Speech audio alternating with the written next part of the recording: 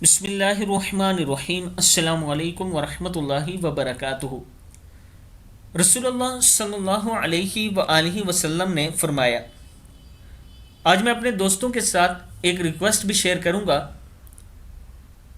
میں نے ایک مسجد کی تعمیر شروع کی ہے۔ یہ ایک ماں جی ہیں جن کا ایک ہی بیٹا تھا، اسحاق نام تھا اس کا، وہ فوت ہو چکا ہے، خود بوڑھی ہیں بہت، ان کے خاوند بھی فوت ہو چکے ہیں۔ انہوں نے اپنی زمین میں سے کچھ حصہ مسجد کی تعمیر کے لیے دیا ہے۔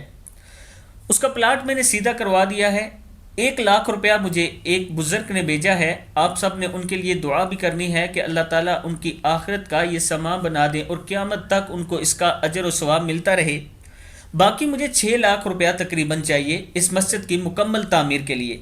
میں اپنے دوستوں سے گزارش کروں گا کہ یہ وہ پیسہ ہے جو قیامت تک آپ کو ثواب پہنچاتا رہے گا۔ اپنے والدین، اپنے بزرگوں جو فوت ہو چکے ہیں ان کے نام پر ضرور اس میں حصہ ڈالیں۔ اللہ تعالیٰ آپ کو اس کا اجر عظیم عطا فرمائے گا، اور یہ وعدہ میرا آپ کے ساتھ ہے کہ آپ کا پیسہ ٹھیک اسی جگہ استعمال ہوگا جس کے لیے آپ نے دیا ہوگا۔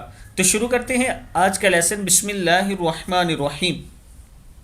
رسول اللہ صلی اللہ علیہ وآلہ وسلم نے فرمایا، حضرت ابو ہریرہ رضی اللہ تعالیٰ عنہ فرماتے ہیں کہ رسول اللہ صلی اللہ علیہ وآلہ وسلم نے ارشاد فرمایا، جو جماعت جنت میں سب سے پہلے داخل ہوگی ان کے چہرے 14ویں رات کے چاند کی طرح چمکتے ہوں گے۔ ان سب کے دل ایسے آپس میں ملے ہوں گے گویا کہ ایک ہی آدمی کا دل ہو۔ ان میں آپس میں کوئی اختلاف اور بغض نہ ہوگا۔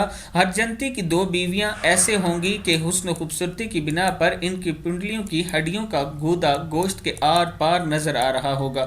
وہ لوگ جنت میں صبح و شام اللہ تعالیٰ کی تسبیح کریں گے۔ وہ کبھی بیمار نہ ہوں گے، نہ ناک صاف کریں گے اور نہ تھوکیں گے، یعنی نہ انہیں تھوک آئے گی، نہ ناک میں کوئی مواد آئے گا،